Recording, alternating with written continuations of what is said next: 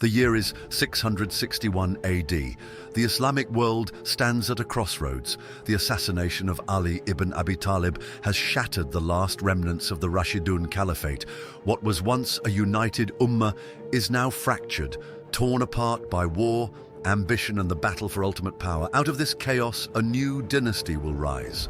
One man, Muawiyah ibn Abi Sufyan, will seize control and transform the caliphate into a force unlike anything the world has ever seen. No longer a spiritual leadership centered in Medina, the caliphate will become an empire, expanding its reach from the deserts of Arabia to the shores of the Atlantic. The Umayyads will carve out one of the largest empires in history, crushing enemies, building mighty cities, and ruling over millions. But with power comes ambition, and with ambition, betrayal. The same forces that fuel the Umayyads' meteoric rise will ultimately tear them apart. A dynasty built on conquest will soon face its own reckoning. This is the story of the Umayyad Caliphate, a saga of power, war, and revolution. From the victories of Muawiyah I to the brutal downfall of Marwan II, we unravel the legacy of an empire that stood on the edge of eternity, only to vanish into the sands of time. The assassination of Ali ibn Abi Talib in 661 AD was not just the end of the Rashidun Caliphate, but also the beginning of a profound transformation in the Muslim world. The event concluded the first fitna, a civil war that had already revealed deep fractures within the Islamic community. The conflict had begun as a political dispute over the legitimacy of Ali's rule, but it quickly escalated into a broader struggle that divided Muslims on theological, social, and ideological lines. The tensions were rooted in the assassination of Uthman ibn Affan, the third caliph, whose supporters sought retribution, but Ali's leadership was contested. This division led to the Battle of Siffin, 657 AD, and the controversial arbitration that followed. But the first fitna was not merely a political power struggle, it became a defining moment for Islam's internal divisions. Fred Donner, American historian, specialized in early Islamic history in his well-known book, Muhammad and the Believers, remarks, "The first fitna was not merely a struggle for political power. It was a clash of visions about what the Muslim community should be, a united moral force or a pragmatic political entity." The split was not only about power, but also about religious legitimacy. For the Shia, the death of Ali was an injustice that deprived his descendants of their rightful leadership. However, for the Sunnis, the transition to Muawiyah's rule was a necessary compromise to restore stability. Muawiyah ibn Abi Sufyan, a member of the influential Quraysh tribe, had been the governor of Syria under the Rashidun caliphs. His administrative talent and military strength made him a key figure in the post-fitna world. Unlike the pious Rashidun caliphs, Muawiyah understood that ruling a vast empire required political pragmatism rather than religious idealism. Marshall Hodgson, another prominent American historian in the venture of Islam, describes Muawiyah as a pragmatist who understood the complexities of ruling a vast and diverse empire. His leadership was defined not by ideological purity, but by his ability to maintain stability and cohesion. Muawiyah's claim to the caliphate was not purely based on religious legitimacy, but rather on his ability to command loyalty from his troops and elite supporters. His political acumen was evident when he reached a settlement with Hassan ibn Ali, the son of Ali and grandson of the Prophet Muhammad. In 661 AD, Hassan abdicated in favor of Muawiyah, but this agreement was not without conditions. Hassan hoped to ensure peace and protect his father's supporters, but the reality was that it marked the beginning of a shift towards hereditary dynastic rule. Hugh Kennedy, British historian in The Prophet and the Age of the Caliphates, highlights this transformation. Muawiyah's genius lay in his ability to adapt traditional tribal politics to the needs of an empire. He was not a man of lofty ideals, but a ruler who understood the art of compromise and the necessity of maintaining order. Tariq. This shift was controversial. Some viewed it as necessary for stability, but others saw it as a betrayal of the early Islamic ideal of consultative leadership, shura.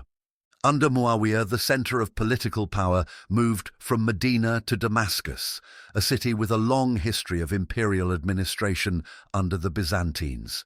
This change was not just a matter of geography, but also a symbolic and strategic move. Medina had been the spiritual heart of Islam, but Damascus provided access to well-developed trade routes, bureaucratic structures, and a strong military base. Karen Armstrong, in Islam, A Short History, notes, the relocation of the capital from Medina to Damascus symbolized the transformation of the caliphate from a community-led enterprise to an imperial state. Muawiyah borrowed heavily from Byzantine and Persian administrative systems, using experienced Greek and Persian bureaucrats to manage state affairs. However, this centralization came at a cost. Many Muslims felt increasingly disconnected from the decision-making process, but Muawiyah saw it as a necessity for governing such a vast and diverse empire. Fred Donner points out, the centralization of power under Muawiyah was essential for governing a rapidly expanding empire, but it also alienated segments of the Muslim community who felt increasingly disconnected from the caliphate's decision-making process. However, while Muawiyah's reforms brought stability, they also planted the seeds of future resistance. Perhaps the most controversial aspect of Muawiyah's rule was his decision to break with the tradition of shura, consultation, by appointing his son Yazid as his successor in 680 AD. This transformed the caliphate from a system of elected leadership into a hereditary monarchy. Marshall Hodgson observes, the shift to dynastic rule under the Umayyads was a pragmatic solution to the challenges of succession, but it also marked a departure from the egalitarian ideals that had characterized the early Muslim community. However, not everyone accepted this transition. Figures such as Abdullah ibn Zubayr and Hussein ibn Ali, the grandson of the Prophet, refused to recognize Yazid's legitimacy. Their opposition would eventually lead to one of the most tragic events in Islamic history, the Battle of Karbala.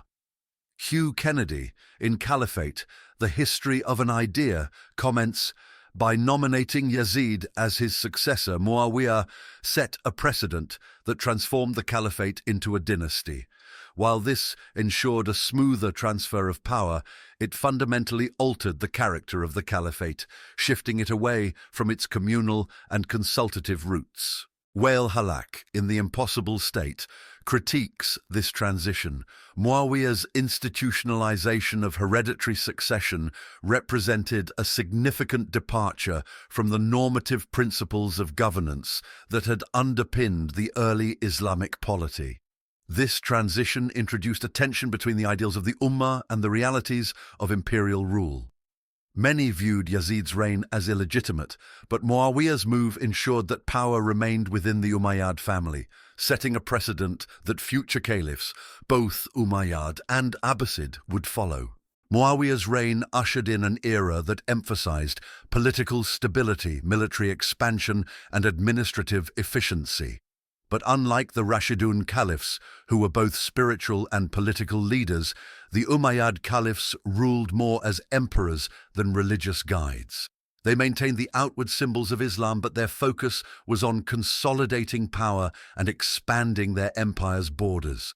Karen Armstrong reflects, the Umayyad Caliphate was a paradoxical entity, deeply Islamic in its foundations, but increasingly imperial in its structure and ambitions.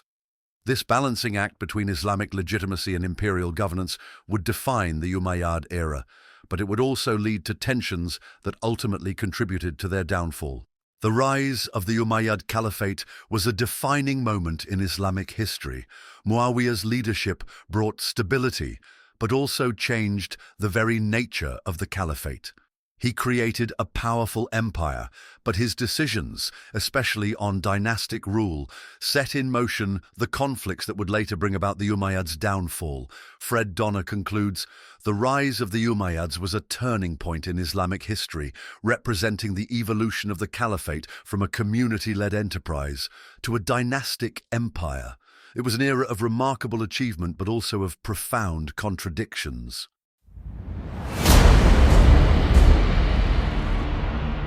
The Umayyad Caliphate's military campaigns were among the most ambitious in history, leading to the rapid expansion of Islamic rule.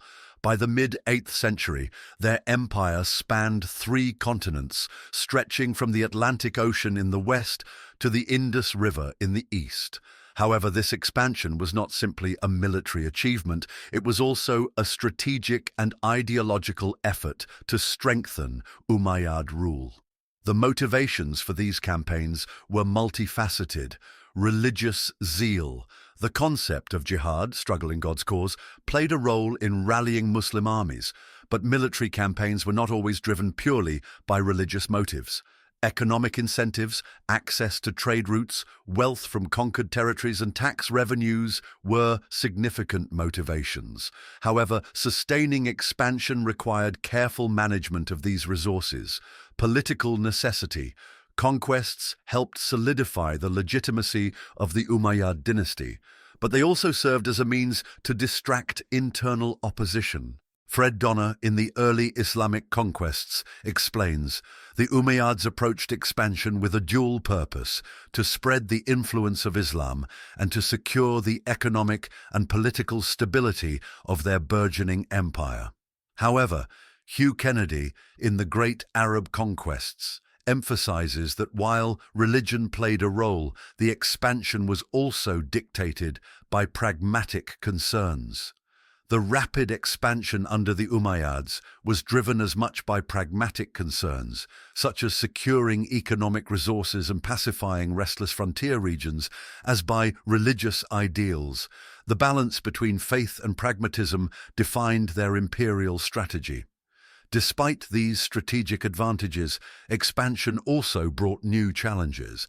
Conquering vast territories was one thing, but governing them effectively was another. North Africa was a key target for the Umayyad Caliphate, but it was not an easy conquest. The region had been a vital part of the Byzantine Empire, with coastal cities like Carthage and Tripoli serving as major centers of commerce. However, the interior was dominated by Berber tribes, who had long resisted outside rule. By the mid-7th century, Byzantine control had weakened due to internal divisions and previous Vandal invasions, but North Africa was still a difficult region to subdue. Hugh Kennedy, in The Great Arab Conquests, notes, "The weakened Byzantine hold on North Africa, combined with the discontent of local populations, created a political vacuum that the Muslim armies were quick to exploit." However, the conquest was not immediate. It was a prolonged struggle. The first Muslim incursions into North Africa began under the Rashidun Caliphs, but it was the Umayyads who made significant progress. The challenges they faced included difficult geography. The region's deserts, mountains, and scarce water sources made logistics difficult. Berber resistance. The Berbers were skilled in guerrilla warfare, but their disunity eventually weakened their resistance. Byzantine defenses. Cities like Carthage were heavily fortified, requiring sustained sieges and even naval operations. Karen Armstrong, in Islam, A Short History, writes, "The conquest of North Africa was a protracted struggle that tested the resilience and adaptability of the Muslim armies, as they faced a combination of harsh terrain and determined local resistance." However, these challenges did not deter the Umayyads. Now we will explore key figures that led Umayyad's invasion to North Africa. Uqba ibn Nafi was one of the most important commanders in North Africa. In 670 AD, he founded Kairouan, modern Tunisia, which became not only a military base but also a center of Islamic learning and governance. His expeditions pushed deep into Maghreb, western North Africa, reaching as far as the Atlantic Ocean. However, his campaigns met stiff resistance from the Berbers. Hugh Kennedy remarks, Uqba's campaigns symbolized the ambition and vision of the early Muslim generals, who sought not only to conquer but to establish enduring institutions of Islamic rule. Hassan ibn al-Numan, the consolidator. Hassan ibn al-Numan played a crucial role in consolidating Muslim rule. His forces captured Carthage in 698 AD, effectively ending Byzantine power in North Africa. However, the real challenge came not from the Byzantines, but from Berber resistance. One of the most legendary figures of Berber resistance was Kahina, a warrior queen who united Berber tribes against the Umayyads. She inflicted heavy losses on the Muslim forces through guerrilla warfare, but she ultimately fell in battle. Kennedy writes, Kahina was more than a military leader. She was a symbol of Berber defiance, embodying the resilience and autonomy of her people in the face of external domination. However, her defeat marked the end of major Berber resistance. The Berbers were eventually integrated into the Umayyad Caliphate, but this process was not without difficulties. Many Berbers embraced Islam, attracted by its egalitarian principles, but they were still treated as second-class citizens under Arab rule.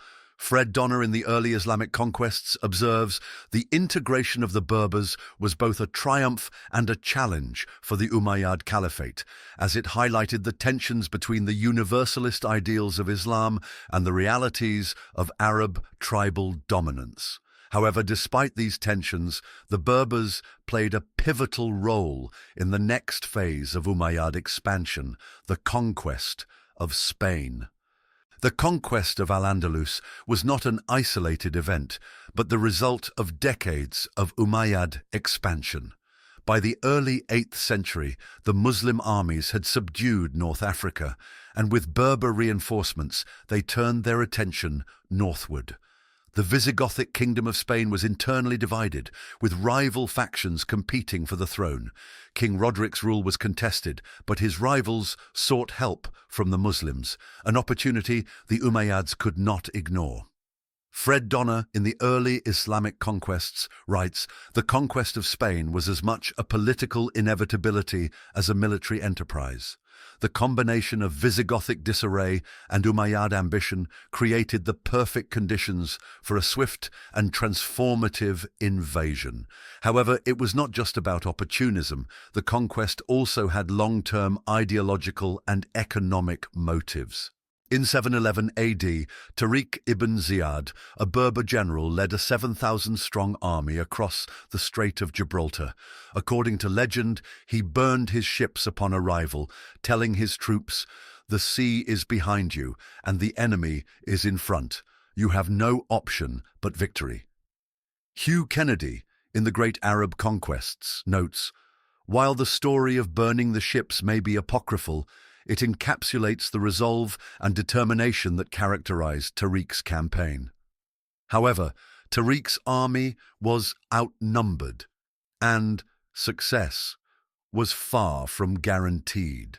By the early 8th century, the Umayyad Caliphate had reached its peak, but its expansion was not without challenges. The conquest of Al-Andalus had been remarkably swift, yet pushing further north into Gaul, modern France, proved to be far more difficult.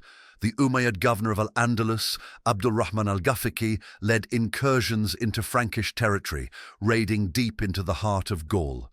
However, while earlier campaigns had faced little resistance, this time the Franks under Charles Martel were prepared to fight. Hugh Kennedy, in the Great Arab Conquests, observes, the campaigns in Europe represented a convergence of two expanding worlds, one rooted in the dynamic Islamic civilization of the Umayyads, and the other in the emerging political and cultural identity of medieval Europe.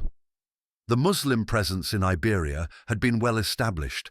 but the Franks saw these incursions as an existential threat. Chase F. Robinson in Empires and Elites after the Muslim conquests highlights the strategic significance of the Umayyad advance. The establishment of Al-Andalus marked the farthest reach of the Umayyad Caliphate's expansion, serving both as a base for further campaigns and a symbol of Islamic dominance in the Western Mediterranean. However, the Frankish response would soon alter the trajectory of Umayyad ambitions in Europe. The motives behind the Umayyad advance into Gaul were not purely religious, but a mix of strategic and economic objectives. Economic gain. The Franks' prosperous cities were tempting targets for plunder. Territorial expansion. Securing Gaul could stabilize the northern frontier of Al-Andalus. Political prestige. A decisive victory could further strengthen Umayyad rule. Fred Donner, in the early Islamic conquests, explains, while the Islamic conquests were often framed in religious terms, the pragmatic goals of securing wealth and strategic territory were equally significant drivers. However, Charles Martel understood the stakes and was determined to stop the Umayyads. Unlike the Visigoths, whose kingdom had collapsed quickly, the Franks were politically and militarily more cohesive. Charles Martel, known as the Hammer, had spent years consolidating power. However, he knew his Frankish forces were at a disadvantage against the highly mobile Umayyad cavalry. Kennedy notes, Martel's preparations were methodical and deliberate, focusing on strengthening his infantry and creating a defensive strategy to counter the Umayyad strengths. However, preparing for the battle was one thing, winning it would be another. The battle took place near Tours, in a forested region that limited the movement of Umayyad cavalry. However, this was not a random choice. It was a calculated move by Charles Martel, who sought to neutralize the speed advantage of the Muslim horsemen. The Frankish forces, primarily composed of heavy infantry, adopted a shield wall formation, creating an impenetrable defense. However, the success of this strategy depended entirely on their discipline. Karen Armstrong, in Islam, A Short History, writes, the Franks' reliance on discipline and cohesion reflected the evolving nature of European warfare, contrasting with the dynamic and fluid tactics of the Muslim armies. The Umayyad cavalry launched wave after wave of attacks, but the Frankish line held firm. However, as the day progressed, rumors spread that the Umayyad camp was being raided.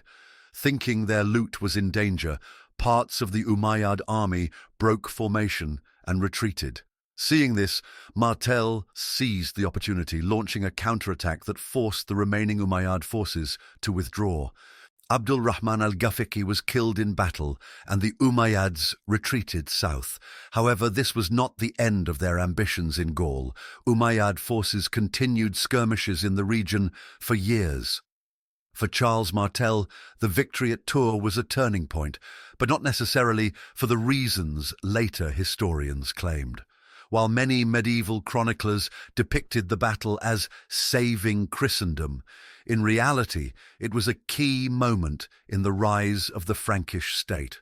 Fred Donner remarks, the significance of the Battle of Tours lies less in its immediate outcomes and more in its symbolic resonance as a clash between two emerging civilizations. However, while the battle marked a halt to Umayyad expansion, it did not eliminate Muslim influence in Western Europe. While the Battle of Tours marked a limit to Umayyad expansion in the West, their campaigns in the East continued at full force. However, governing such distant territories brought challenges. Following the fall of the Sasanian Empire, much of Persia was already under Muslim control. However, local rebellions and Zoroastrian resistance persisted. Fred Donner, in the early Islamic conquests, remarks, the Persian conquests were not merely acts of territorial expansion. They represented the incorporation of one of the world's most advanced civilizations into the Islamic world. However, ruling Persia required more than just conquest. It required administrative adaptation. The conquest of Transoxiana, modern Uzbekistan, Tajikistan, and Kazakhstan was one of the most ambitious Umayyad campaigns. However, it was not simply a military endeavor. It required diplomatic negotiations with local rulers. Hugh Kennedy, in The Great Arab Conquests, writes, "The conquest of Transoxiana was a logistical and diplomatic masterpiece. It involved not only military campaigns, but also careful negotiations with local rulers, who were often co-opted into the Islamic administration to ensure stability.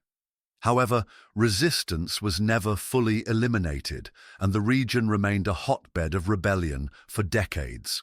The Umayyads also pushed into India, led by Muhammad ibn Qasim, who captured Sindh in 711 AD. However, unlike in Persia, local Hindu and Buddhist populations were allowed to retain their religious practices in exchange for tribute. Peter Hardy, in Muslims of British India, highlights, "The Sindh campaigns showcased the pragmatism of early Islamic governance.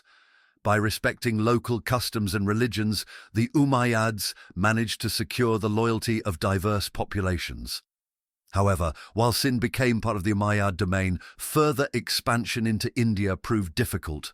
The military campaigns of the Umayyads brought immense wealth and prestige, but also created administrative strains that would eventually contribute to their downfall. The Battle of Tours showed the limits of expansion in the west, while the eastern conquests brought new governance challenges. Hugh Kennedy concludes, "The Umayyads expanded the Islamic world to its greatest territorial extent, but their inability to effectively integrate non-Arab populations created tensions that would later fuel the Abbasid Revolution." However, despite their fall, their conquests laid the foundations for Islam's enduring global presence.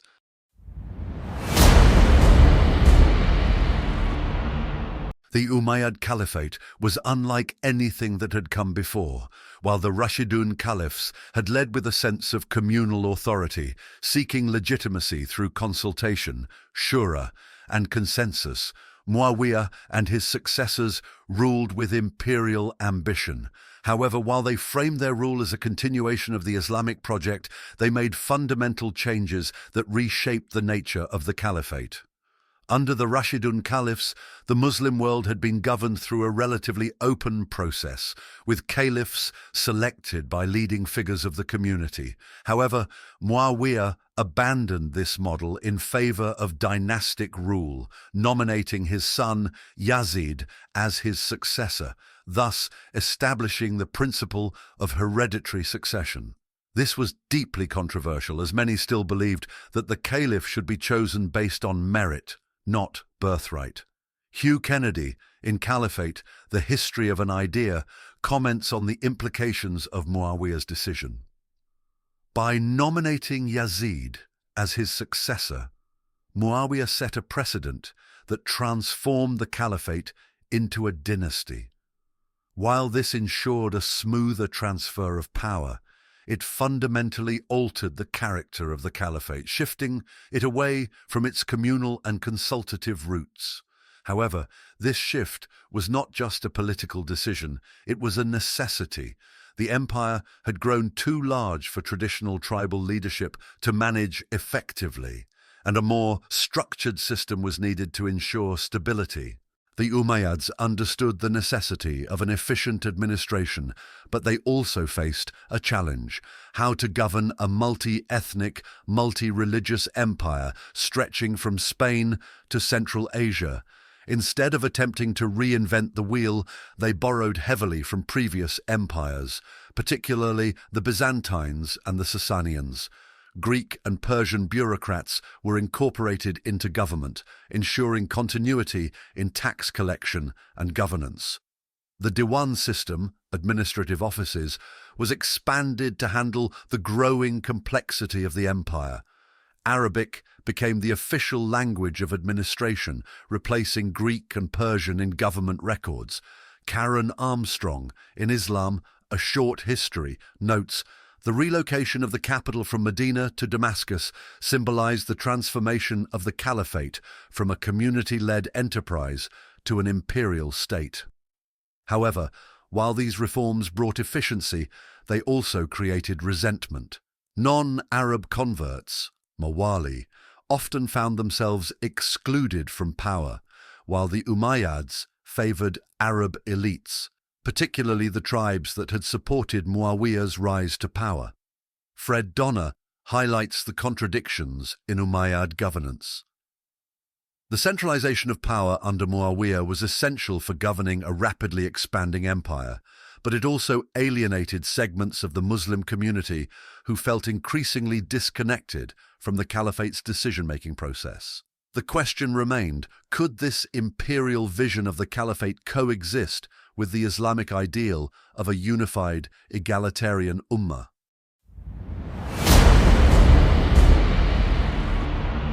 The Umayyads were masters of expansion, but empire building came with serious consequences.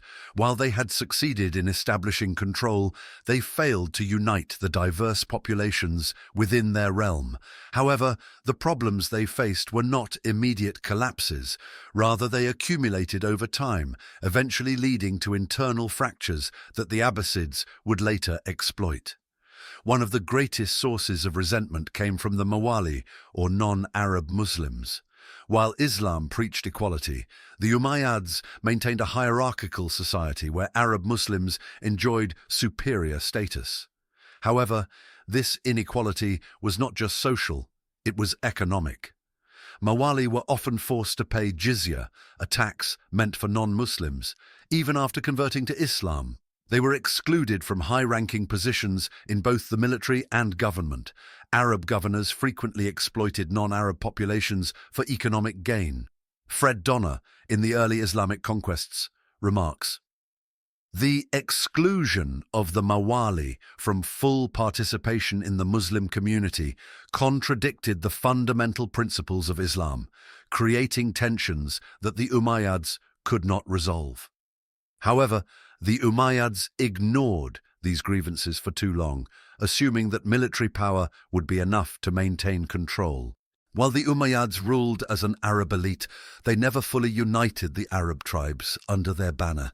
Instead, old tribal feuds resurfaced, leading to deadly power struggles within the empire. However, these tensions were not just personal rivalries. They were about who should control the spoils of conquest. The Qais-Yaman rivalry between northern and southern Arab tribes frequently erupted into violence. Umayyad caliphs often favored one faction, only to betray them later. Some provincial governors ruled autonomously, acting as independent kings rather than loyal officials. Patricia Crone, in God's Rule, argues, "The tribal allegiances of the Umayyad rulers, while pragmatic in the short term, ultimately alienated large segments of their Arab base and sowed the seeds of internal discord." However, the final blow to Umayyad stability came from a new ideological movement, the Abbasids. The Abbasids were not just a military movement, they were a revolutionary force that promised to redefine the caliphate. However, their success was not just due to their own strength, it was also because they masterfully exploited the weaknesses of the Umayyads. The role of Abu Muslim and the Khorasan revolt. The real turning point came in Khorasan, where the Abbasids had built a broad coalition of disaffected groups, the Mawali, who sought equal rights in the Muslim community, the Shia, who believed the Umayyads were illegitimate rulers, the disaffected Arab factions, who resented Umayyad favoritism.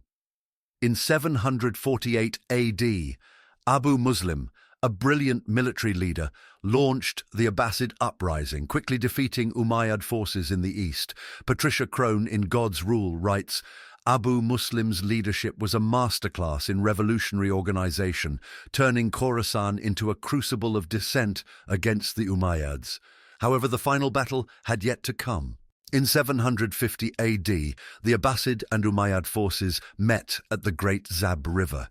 The battle ended in a complete Abbasid victory. The Umayyads were crushed, and Caliph Marwan II was executed. Fred Donner, in the early Islamic conquests emphasizes. The Abbasid victory at the Battle of the Zab was the culmination of a revolution that combined military strategy with ideological fervor.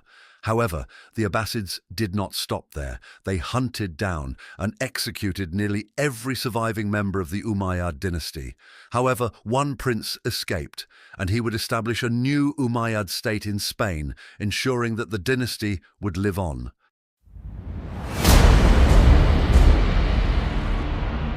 The Umayyad Caliphate may have fallen in 750 AD, but its impact was far from over. While the Abbasids sought to erase Umayyad rule from history, the dynasty had laid the foundations for an empire that would endure for centuries. However, their legacy was not just one of expansion and administration. It was also a story of controversy, division, and survival. The most undeniable achievement of the Umayyads was their astonishing territorial expansion. However, conquest alone does not ensure stability, governance does. Despite their many internal struggles, the Umayyads successfully consolidated their empire, turning a loosely connected series of territories into a cohesive Islamic state.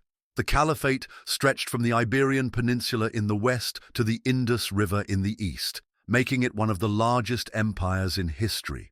They established provincial governance that allowed local elites to continue their administration under Islamic rule. Arabic became the language of government, replacing Greek and Persian in official records. Hugh Kennedy, in The Great Arab Conquests, notes, "The Umayyad conquests reshaped the political map of the medieval world, creating a transcontinental empire that served as a conduit for the exchange of ideas, goods, and cultures." However, while their expansion was remarkable, it came at a cost. Maintaining control over diverse populations was difficult, and their Arab-centric policies alienated many subjects. Fred Donner, in the early Islamic conquests, argues, while the Umayyads successfully established the first great Islamic empire, they struggled to reconcile their political ambitions with the universalist ideals of Islam. In other words, their imperial success contained the seeds of their downfall. The Umayyads were not just conquerors, they were also architects of culture. However, while they expanded Islamic civilization, they also faced accusations of prioritizing power over piety. One of the Umayyads' most enduring contributions was the standardization of Islamic practices. However, this was not always driven by religious devotion. It was often a practical necessity for governing a vast empire. The Quran was compiled in its final, standardized form under Umayyad rule. Arabic script was developed, facilitating the spread of Islamic scholarship. Key administrative and legal practices were influenced by Islamic principles, though they still borrowed from Byzantine and Sasanian traditions. Patricia Crone, in God's Rule, observes, the Umayyad period marked a decisive shift in the articulation of Islamic identity, as the faith evolved from a localized Arabian phenomenon to a universal creed. However, their association with political power led many to question their sincerity. Reza Shah Kazemi, in Justice and Remembrance, notes, while the Umayyads are often critiqued for their worldly ambitions, their contributions to the institutionalization of Islam cannot be ignored. However, while their political dominance helped spread Islam, it also deepened sectarian divisions, particularly the Sunni-Shia split, which remains a defining feature of Islamic history. The Umayyads may not have been religious reformers, but they were patrons of art and architecture. However, their imperial ambitions were always present in their artistic projects. One of their most iconic legacies is the Dome of the Rock in Jerusalem, built by Caliph Abd al-Malik in 691 AD. The structure's inscriptions emphasized Islamic monotheism, directly challenging Christian theology in Byzantine-controlled territories. It was not just a religious monument, it was a statement of Umayyad power. Jonathan Bloom and Sheila Blair, in The Art and Architecture of Islam, argue the Umayyad Caliphate was instrumental in forging a uniquely Islamic aesthetic, blending elements from pre-Islamic and neighboring cultures to create enduring artistic and architectural legacies. However, while the Umayyads created lasting monuments, their rule also fueled resentment, particularly among those who viewed them as too worldly and too concerned with material grandeur. Hugh Kennedy, in The Armies of the Caliphs, states, "The opulence of the Umayyad court, while intended to project power and prestige, alienated both the pious and the politically ambitious within the Muslim community." Their architectural achievements would inspire later Islamic dynasties, but their extravagance also played a role in their eventual downfall. Although the Umayyads were overthrown in the east, they did not disappear. Instead, they found new life in the west. After the Abbasid Revolution, one surviving Umayyad prince, Abd al-Rahman I, escaped to Spain, Al-Andalus, and established a new Umayyad state in Córdoba. This new Umayyad emirate would flourish, eventually becoming a caliphate in its own right. It became a center of learning, where Muslims, Christians, and Jews contributed to a golden age of knowledge and culture. While the Umayyads in Damascus had been accused of corruption, the Cordoban Umayyads became renowned for their intellectual achievements. Maria Rosa Menocal, in The Ornament of the World, emphasizes, "The Umayyads in Al-Andalus preserved the dynamism of their Syrian predecessors, fostering a flourishing culture that left an indelible mark on European and Islamic history." However, while the Umayyads thrived in Spain, they were never able to reclaim their lost Eastern Empire. Jonathan Berkey, in The Formation of Islam, concludes, "The survival of the Umayyad tradition in Al-Andalus underscored the enduring appeal of their governance and cultural synthesis." While the Umayyads built an empire, they also created deep divisions that ultimately led to their downfall. However, their collapse does not mean they failed. Instead, their mistakes shaped the future of the Islamic world. Fred Donner, in Narratives of Islamic Origins, offers a final reflection. The decline of the Umayyads serves as a cautionary tale about the perils of exclusivity in governance and the fragility of imperial cohesion. However, their greatest irony is that while they were replaced by the Abbasids, the Abbasid rulers adopted many of their policies. Marshall Hodgson, in The Venture of Islam, concludes, "The Umayyads' rise and fall underscore the dynamic interplay of political ambition, cultural adaptation, and religious evolution in the early Islamic world. Thus, while the Umayyad dynasty fell, its legacy endured in the Abbasid administration, in the culture of Al-Andalus, and in the very structure of Islamic governance that would influence the world for centuries to come." The Umayyads were both empire builders and oppressors, both reformers and traditionalists, and both pioneers and reactionaries. However, while their rule ended in revolution, their influence shaped the course of Islamic history in ways that few dynasties have matched. They were the first empire of Islam, and in many ways, the world that followed them never truly left their shadow. The Umayyads shaped the course of Islamic history, but at what cost?